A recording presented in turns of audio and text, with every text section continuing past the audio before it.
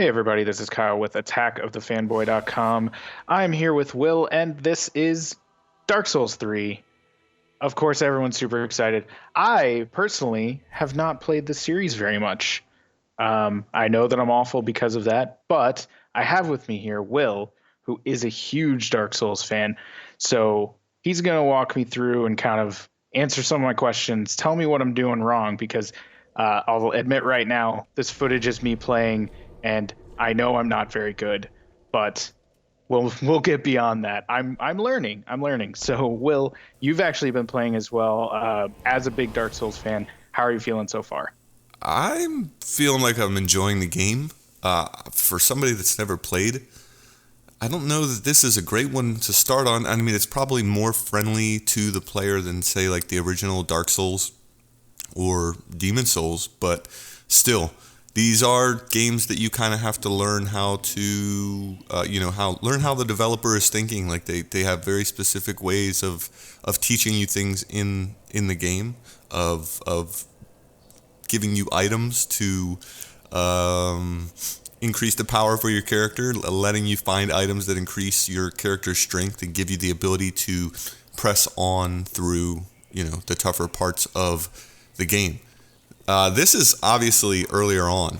Yes, yeah. I tried to keep everything early on because I know Dark Souls fans are really touchy about spoilers. That I think we talked about this. Like one of the big joys that I am getting from the game is when you're in a new area and discovering like what's around the corner.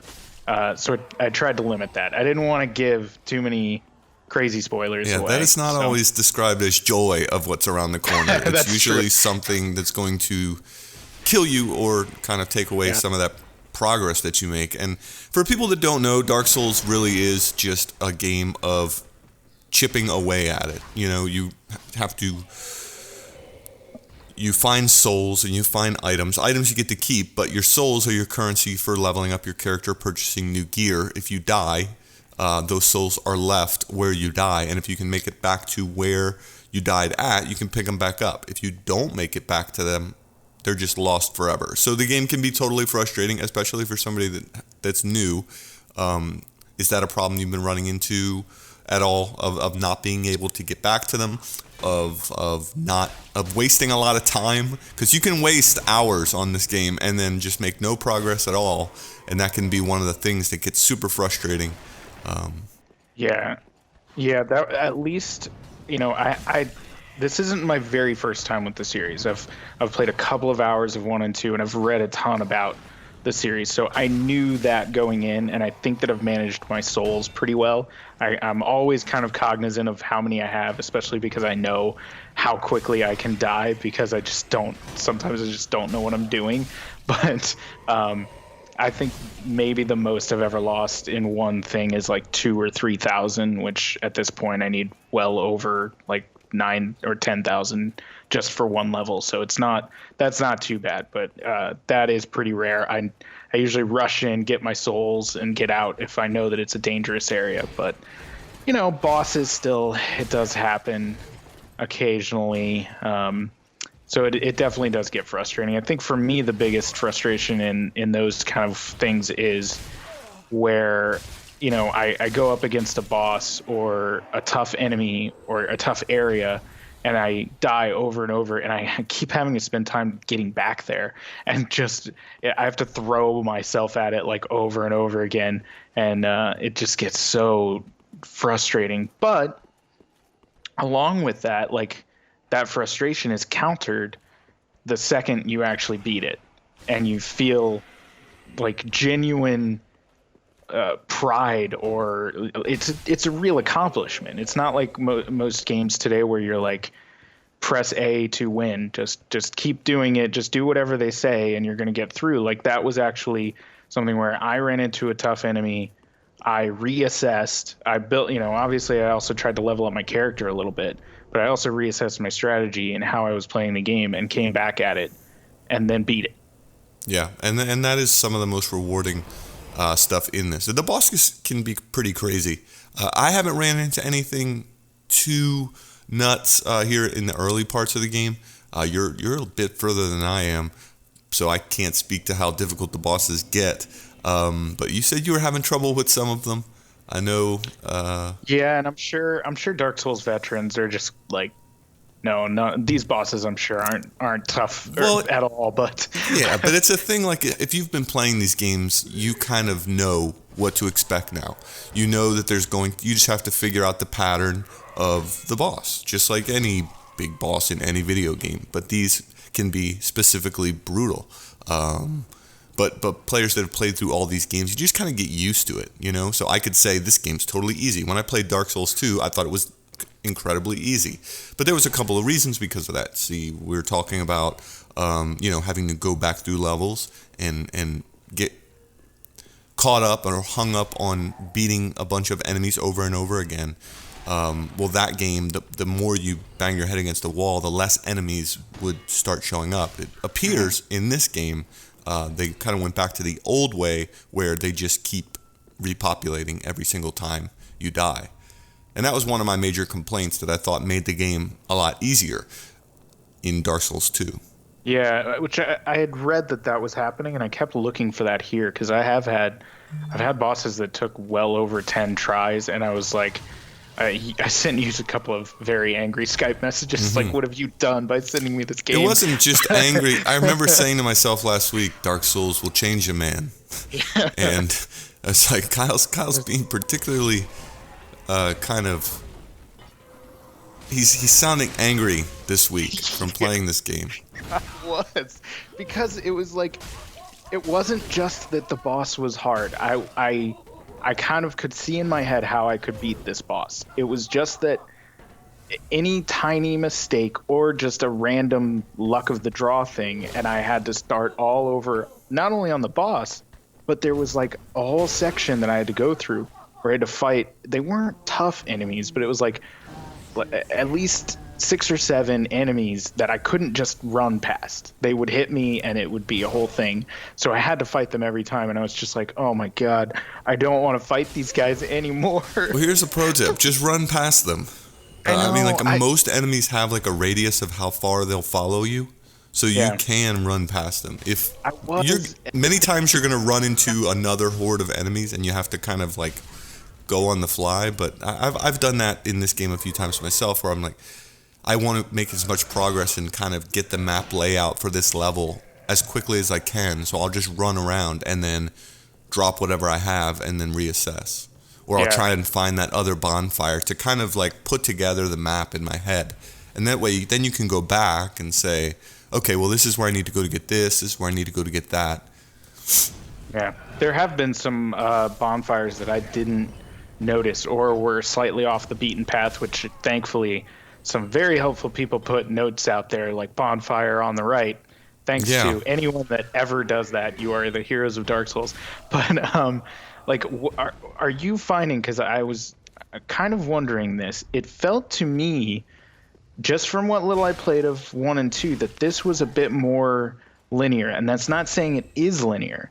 There are paths, and I definitely missed a lot of them and had to go back and find them. But it's not the same where there's like a hub and you can just kind of go wherever you want in that world that I felt, and again, very, beginner level Dark Souls 1 and 2. So that's why I'm curious what you've thought so far. I've definitely had that feeling of linearity in this game, but then at the same time, it's pretty dense.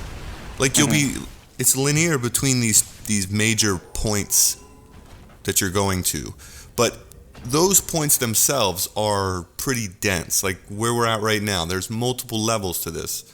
There's an underneath tunnel, and there's a place you can go if you can get down into that gully and up into that staircase over there is like one of the bosses. But in these hubs, it's pretty dense, and there's a lot of secrets to find, items to find, stuff like that.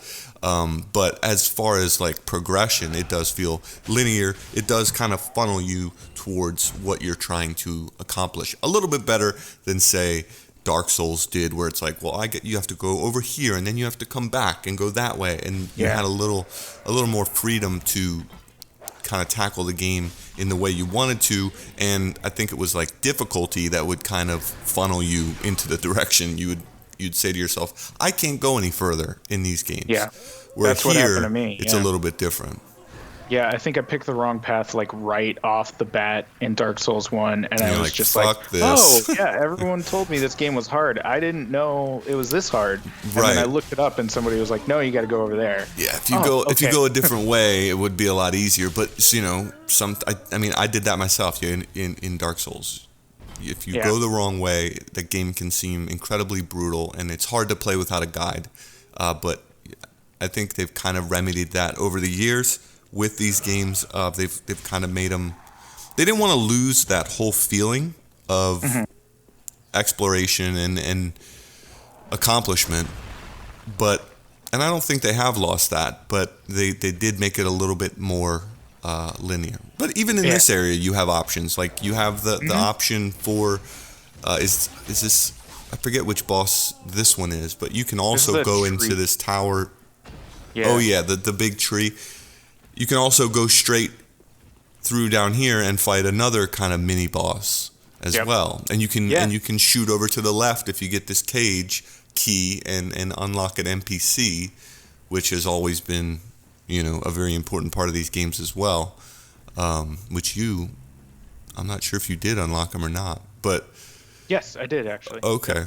Yeah, and then if you use the embers, which is like the new system for this game, you can see the glowing signs, which allow you to summon them and kind of help you out. Can you go over that a little bit more in depth? Just because I don't think I'm using that right. I have embers, and I know that symbol in the top left will be glowing if you're full embered. I don't know. Yeah. But, I think they call it kindled. I'm not sure. Unkindled. Yeah, unkindled. You are the unkindled. Right. But, and then Ember restored is what it says when you pop one of those. It's kind of the same system as the undead system that was in the other games, which would allow you to. It gives you more health off the bat, right? So if you are Ember restored, you get more health, and it will increase your health bar and give you a little bit more energy. But it also allows you to see the glowing signs for NPCs that you can summon. And these are characters that you find in the world. So some of the characters or the NPCs you find, they'll go back to the shrine, the Firelink Shrine, and they'll be there to sell you different things. Like they'll sell you magic items. They'll just be sitting there to perform different actions in games. Some will be glowing signs where you can summon them into the world. But if you don't have the Ember restored, they just don't even show up. Yeah, you can't see the signs for them to be summoned. As convoluted as that probably sounds, I mean that's just the way that the system is. Yeah, you know, I gotcha. and it's only one life you have as and then it's gone. Restored, and then it's gone. So and the embers that you use are they seem pretty limited, because I know like almost most items in like the shops and stuff are kind of limited, but embers as well. They had like I think about 6 back at my Firelink Shrine, and then you can find them out in the world. But I think once they're gone, are they pretty much gone? They are finite, but you do find them, and I've picked some off of just like regular fodder enemies. Okay. So maybe you can get some drops and stuff. I'm not sure how random that is, or if the game is calculating in the background, like, okay, it's time for an ember drop. Who knows? I might be giving them too much credit there. There might be a very finite amount. I don't know. I haven't run into a spot where I haven't been able to either buy one or have one in my inventory. Okay. So, it's hard to tell at that point. But I know in Dark Souls, I kind of ran into that issue. Dark Souls 2, I ran into that issue because it kind of had a similar system where you needed to have, I forget what the item was called. You would hollow, I know that. Yeah, I can't remember. That definitely happened to me in Dark Souls 2. But you would have to have that to call in help from either AI or human help. Yeah. So what kind of character do you use? Because you can kind of see I'm a very straightforward knight. I've only dabbled in magic a little bit just because I'm trying to keep the game as simple as possible until I really get a good hold on because there's a ton of mechanics. But I've got a little bit of magic. But what about you? What I character always class do you do? same thing. I always go with a knight. Knight. Every single game. I've kind of used the same sort of character. It's taken a little bit of getting used to going from Bloodborne to this, just because that's a totally different sort of combat system that I didn't appreciate as much coming from Dark Souls to Bloodborne, but now playing Dark Souls 3, it's kind of that was a lot quicker system, a lot just a different way to play these types of games. You have an awful lot of weapons, Kyle. I do. I need to go in and sell a bunch of them. It's just a thing. You I'm are a way hoarder. further than I am in this. I'm a hoarder, sir. Yeah, you're like, I might need this robe later on. You should see my Skyrim house full of potions. Yeah, I sell all the stuff because I know I'm never going to wear it. Because you're not going to be a knight running around in a robe. I know, yeah. I usually try and they're kind of, to me, stored souls, really. I wait till I'm at the Firelink Shrine. I'm like, oh crap, I need another 1,000 souls, and I don't want to go and get them. Then I go and sell stuff. So it just hasn't happened in a while, and that's why I've got a ton of stuff. Are you popping the big souls from the bosses you beat? I am. That's and not what you're supposed to do. Well, no, not with the bosses. I did learn not to do that. The enkindling or whatever it is that transforms them into items. I have been doing that properly. Yes. Okay. All right. Wait. Yeah, you see, I'm trying. There you go. That's something that I don't even know. They used to do. It used to be vendors. You would, or Dark Souls 2, it was vendors where you would turn those in. Vendor, and you give him an item that then he uses to transform the souls into the items. Okay, now explain that to me because I need to know that. So there will actually be a guide. I've already written part of it, so check the site, attackthefanboy.com, for the guide. But the item is the I'm gonna have to look it up. It's like an enkindling something. Let me look it up. Let me look it up real quick. If our search works quickly. Transposing kiln. Okay. The transposing kiln takes those souls and turns them into items. So you have to get the transposing kiln, you give it to a guy who is at the Firelink Shrine, and then he uses it to transpose the souls. See, I didn't know how to do that. I just knew I wasn't supposed to. Yep, storm up waste until those. Until you find that thing.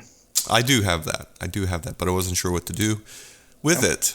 I guess. But see, is that kind of stuff? Because that's equally frustrating to me, but also fascinating in that this game doesn't care if you know what you're doing. No, and you wouldn't even know to go back to that guy at the shrine and give him that. There's also another like thing like that with that gate key, right? You have to give the handmaiden or whatever at the Firelink Shrine a thing of ashes or something to get her to give you the option to buy a key to get into this different area. And it's like, you got to just figure that out on your own.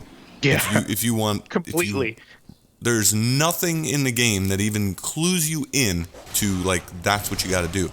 You're going to be able to get past that area and you don't have to do that stuff, but it sure makes it a lot easier when you can, when you do it, you know? Yeah. By either getting the new items or by, them giving you something to access an area which you can find new items. And there's just a ton of stuff in these games that has been like that. It's odd, it's odd that a game does that because, like you said, games hold your hand so much these days that kind of stuff is just an oddity. Yeah, and I don't know. I see the appeal of it. I definitely do. I appreciate that it's doing something different, but at the same time, like when I'm talking to you and I'm like, oh, I'm not sure what to do here, and you're like, well, did you use exactly what just happened? Like, did you use the transposing kiln? No, I didn't even know what that was. Like I had to look that up as well. Like I don't even remember what prompted me, but yeah, I looked it up and I'm like, oh, here's a whole aspect to the game that I knew nothing about. You know what I did notice though? A lot of the things that we're talking about, we're just trained to not really read the stuff that's on loading screens. But if you pay attention to the loading screens in this game, it does give you tips like that sometimes. Like it'll tell That's you. a good point. Yeah. It'll tell, like one of them was I saw today while I was playing was a little more detail about the embers and how they work with the NPCs and but we're just so trained to not like that's not what's supposed to tell me how to play a game, right? Yeah. But yeah. When I pick up an ember, it's supposed to pop with the thing that that tells me all Or in you'll be able to detail what I hover do. over it and it'll tell you that, right? Yeah. Nope, not in Dark Souls. They for some reason don't like to do. Yeah, and I mean, I Give you think any that help. that's a big draw for a lot of people, and it I definitely get it, and I'm trying to figure out if I love it or if it really turns me off from the game. But it's at least different. It's not holding my hand, and there is a surprise to it. There's a lot of things where, like, even these guys, almost require that you have fire, and someone put a little note there for me. And that was a definitely genuine, really cool moment where another player put a note there that said, you need a torch. So I got a torch, and I came back here, and it is exactly what I needed to get through this area. And that was really cool. I wouldn't have known that at all. I wouldn't have known these enemies were, apparently allergic to fire. But, those hidden things do end up paying off. So it's definitely really interesting, even if it is frustrating in the moment. Right. Absolutely. Just don't listen to anybody if like there's one of the signs right next to a ledge that says "leap of faith" or something like that. Because people can be dicks too. Yep. I got stuck on a ledge. I think that was probably the most souls that I lost was somebody said jump, and there was a ledge underneath it. So I jumped onto the ledge, and there was no way off that ledge. You're just dying. Yeah. People can be dicks, and then especially I don't know how how well it's working right now. The online component, I haven't really been able to access it on PS4. I haven't seen any other players invading in my world. I got invaded actually. Okay, you can be invaded. You can be invaded by NPCs also. It was definitely a player. Okay. I'm pretty sure their name was very online player-esque. But yeah, it was interesting. He started attacking me, and there was a giant crab nearby. Go back to the PS3 E3 presentation if you want. But there was a giant crab, and I tried to lure him into hitting the guy, and it worked actually. The crab was kind of taking care of him, but he got away from him and took some Estus, and then he got me. So didn't work out. I ended up dying, but it was pretty interesting how that whole thing worked. I haven't really done the summoning of other players or even other characters, just I think mostly because I haven't kept my Ember up. I really want to try the multiplayer, but it does seem to be working pretty well on PC, even with the lower population. Obviously, the game is out in Japan. I don't know if they're cross-region multiplayer, but there seems to be a good amount of people that I see those like shadows, the ghosts, like the white right see-through players. So yeah, they're definitely out there. This is all footage of an area I've been to and haven't seen any of. Really? Yeah. So I need to go back in here. I'm actually ahead. There's a ton of stuff through those doors and everything. There's a lot of stuff. I spent hours back there. So you brought up Bloodborne. I think a big thing that I've heard from the fan base is these comparisons. They want to know, because you had Demon Souls, Dark Souls 2, and Bloodborne. What is the mixture that forms this game in terms of, player movement, player abilities? Can you kind of go into what you think? I don't think this is anything like Bloodborne. Okay. Not at all. I think it's all. Is that a good thing or a bad thing? I think when you compare them side by side, because I was playing Bloodborne, just to prepare for this. Bloodborne's just a different game. Mm-hmm. I know I'm guilty of it too, but made the comparison to the Souls games, as Bloodborne came out. But the combat system really is something completely different. the shield aspect of this game is something that you don't get in Bloodborne. I love the shield. I rely on the shield a lot. If you haven't noticed so far. Well, you have to pretty much be walking with the shield at all times if you don't want to get surprised in this game. But I think, that is the major thing. But other than that, they use a lot of the same tricks. They use a lot of the same gameplay design to kind of push you through the world. I mean, it's the same as far as those things go, as far as leveling, as far as going back to the hub, as far as talking with the woman at the place to level up your character. All that stuff is still pretty much the same.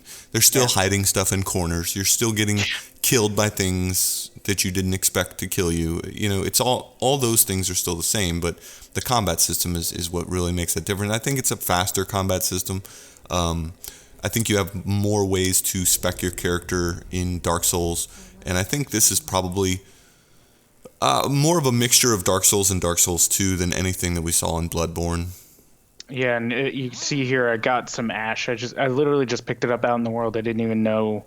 I don't remember exactly where. And then when I was back here, and she was just like, that option popped up. So without that option, I wouldn't have even known to give her the ash. How are you feeling about the world design and the story? The story seems very behind the scenes, which I think is a Dark Souls thing. At this point, yeah, it's pretty vague. There's like an opening cutscene, and then they're just like, and then that's all right, it. Go get them. And there's an opening cutscene, and then it's like you get the rest of the story through talking to people, and that's always been the case with these games. You don't really get much more than that. Yeah. I don't think. What do you think about unless they're gonna throw huge story chunks at you later down the line in the game? I just don't see this taking a different route than other Dark Souls games. But I haven't been that far, so I can't say really. Yeah. What do you think about the visuals so far? Because this is the first current gen only Dark Souls game.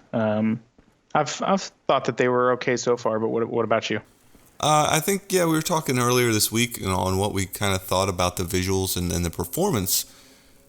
These From Software has a really great art style, from the characters, the NPCs, the bosses, the monsters, the mobs, all that stuff, the areas. They're fantastic looking, art style wise. For me, I'm playing it on the PlayStation 4. You're playing it on the PC. I can't speak to the PC, but this game feels like it's kind of chugging when it comes to frame rate on the PlayStation 4. It feels like you get to some spots where there's some slowdown that you don't see, in a lot of games. But other than those few instances when you do see some frame rate stuff, there's some slowdown in the game. I think it looks fantastic. Yeah, I think it looks really good. The art style, like you said, I think it's top notch. Like, I don't want to take anything at all away from the art style. I even earlier in the video, you just kind of panned around the world because it really does look great. Graphics overall, I feel are maybe a little down from other games, but I think they don't have gigantic budgets for these games, I don't think. So we're not expecting top of the line, and that's okay. And the only thing that does, like you said, happen is the frame rate. And it's weird the way that it does it, because I don't think I'm almost solid 60 throughout the game, and then I'll hit an area and your guy will just slow down, right? I mean, am I wrong with that? Okay. Yeah, no, and on PC I can go in and mess with the settings. So I'm on like high or max. I can't remember at this moment because I've messed with it a couple of times, but I'm either on high or max for most of the game. So I dropped it down to like medium in that area, and it made no difference at all. It was still chugging, and I'm like, so what is causing this? It's just some kind of crazy slowdown. I don't know what it is either, Kyle. I just chalked it up to maybe it being the console port. You know what I'm saying? Yeah. But standing still, like coming back to this game when I turned it on after we got done doing this video, which I'm going to because I'm kind of hooked right now.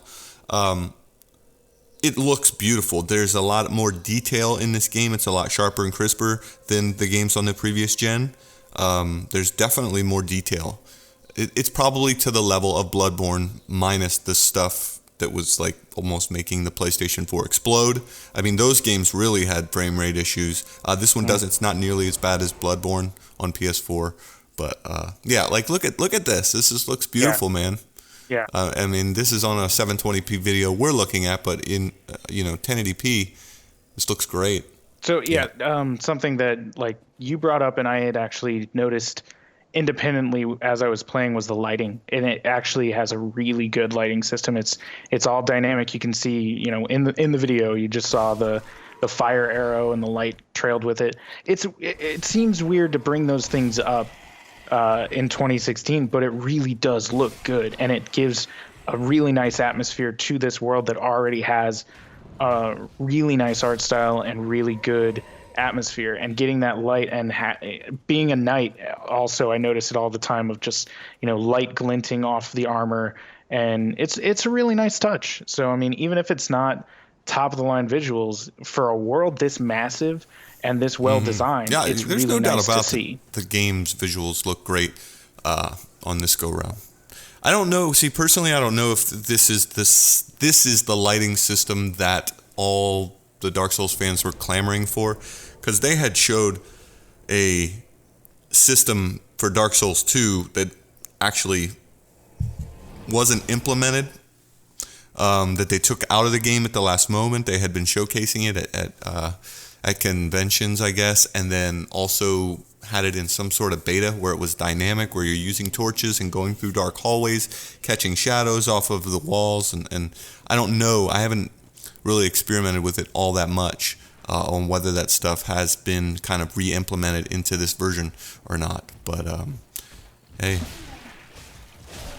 It's definitely, I mean, it is a thing. I did pull out a torch when I was in a dark room and just, used it to help me see what was going on around me. So the lighting definitely plays a part in the game at this point. We'll see when the game launches, probably, if people are like, what the fuck, From Software? We've been waiting for... Yeah, we'll What'd probably you do? I don't know. A lot of people actually have this game. They did that region workaround thing for the Xbox One. Yeah, there was I haven't heard like anybody majorly complaining about anything with the game, and it's out in Japan. So no, everybody seems pretty. Yes. Yep. So I mean, so far as a new player, I'm definitely not disappointed. It is a lot of the things I knew were in the game, and I was preparing myself for, and I really do go between hating it and loving it. And that's not trying to be mean, but it really is. When I'm hitting a wall and just enemies are killing me randomly and in very frustrating ways, I'm just so mad, and I just slam my controller down and I don't want to touch the game. And then like 2 or 3 hours later, I pick it up again, and if I get through that area, I'm really excited. I'm loving the game. I blast through a couple more areas of the level, and hit another wall. But what about you? How are your overall thoughts so far? Oh, I can't wait. I'm gonna New Game Plus this thing and probably play it a few times. I don't get into all the online. The lighting does look good. I don't get into all the online like battles. I'm just never good enough. I never spec my character well enough to fight against other people, and people are so brutal in this game. They will just destroy you because people level up their characters to hundreds. I don't know what the deal is, but I always get crushed in online battles, so I kind of steer clear of that. But I do like going through these games multiple times just because you can find new things. There's definitely these guys definitely do a good New Game Plus, so I'll probably play this game multiple times. And that's what I was going to ask you: is are you going to? Is this going to get you hooked enough to like play it a second time, or is it like when you get done, are you just going to wipe your brow and say, "All right, maybe I'll play Dark Souls 4 now that I know how to play these"? I don't want to get ahead of myself, but I think if I'm actually able to beat this game, I would probably put it down and never touch it again. I'm through with you, Dark Souls. I wouldn't want to tarnish it. I just would want to be, I beat it and I'm done. There you go. But maybe with Dark Souls 4, maybe this is the first, this is the taste, and then I would play Dark Souls 4 just based off what I've played so far. Right. So maybe at that point I would really get addicted to min-maxing my character and finding all the hidden stuff. Right, and that is what draws people, the people who have mastered these games. Like, for me, it's more of like, did I explore this area 100%? Did I get every single thing that I can find in here, And like, for me, it's like, in that video, I don't know if you saw it in the video itself, there's like a soul hanging from that tree. It's like, how do you get up there and get that thing, And then I'll look around and figure out how they designed this world to allow you to get up there. But, it's different for different people. Some people are just struggling to get through. Some people are like, I want to find every single thing about this game, every nook and cranny, every item. And that's what I think it does well for both. It's definitely not newcomer friendly, but I'm glad that you're, enjoying it little bit and seeing what people enjoy about these games. Yep, definitely.